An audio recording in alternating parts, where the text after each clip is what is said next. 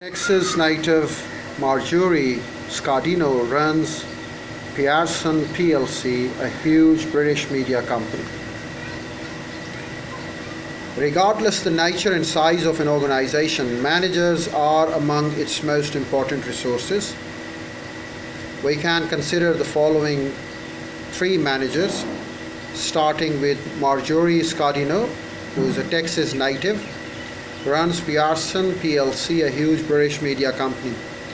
When she was named CEO, Pearson was considered a stodgy old line company that had diversified into many different areas. Scardino set about a systematic pruning unrelated businesses and sharpening the firm's focus into three basic business groups. One group is heavily involved in educational publishing. The second one operates in Financial Times, a leading business newspaper, and the third consists of Penguin Publishing Group. The current growth and to look for the new acquisition. Instead, she is currently looking for ways to increase efficiency and lower the cost. If she is successful, Pearson will be well positioned for the new growth when the economic conditions improve. Let's talk about another manager. Kenneth Chenault is considered one of the best young senior managers around. He joined the American Express Amex in 1981 as a marketing specialist and then systematically worked his way up the corporate ladder until he became president in 1997. During the next 2 years, Chenault presided over a major overhaul at Amex as the firm sought to undo an ill-fated diversification strategy undertaken by the previous CEO. So impressive was Chenault's performance that he was named chairman and CEO of the company.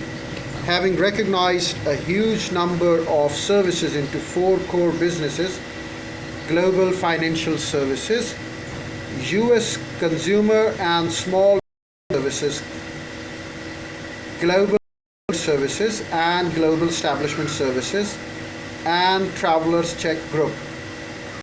Chenault now has to show that Amex can profitably service 52 million cardholders and 2.3 million financial service customers. 25 years ago, when he was running Co, Andral Pearson was identified by Fortune magazine as one of the 10 toughest in America. So now we talk about the third successful manager. It was there in 25 years period time ago, and at that time he was running Pepsi Cola. Andral Pearson, the other manager, he was identified by Fortune magazine as one of the 10 toughest bosses in America.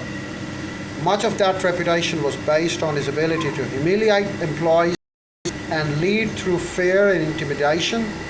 Although he was credited with increasing the firm's revenues from under $1 billion to over $8 billion. He was also vilified by almost everyone who worked for him. Today, however, Pearson runs Yum, brand owned by KFC, Pizza Hut, Taco Bell, with a much different approach. He remains demanding and results-oriented. He's a professional with much different approach. He has become much more concerned about the personal and professional welfare of his employees.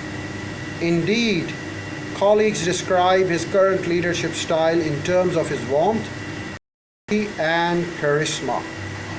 Although Marjorie Scardino, Kenneth Chenault, and Andral Pearson are clearly different people who work in different kinds of organizations, have different approaches to what they do, they also share the fundamental commonalities with other high-level managers: responsibility for the performance and effectiveness of the business enterprises.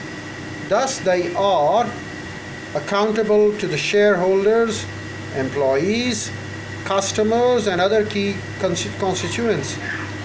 Well, over here we describe the management process and the skills that the manager must develop to perform their functions in their organizations. Perhaps we will then have a better feeling, understanding for the reason why organizations value good managers, effective managers, excellent managers. They value them so high. We can understand, and this is what we'll do in our next videos next day. Bye bye. That's all for the day. Take care.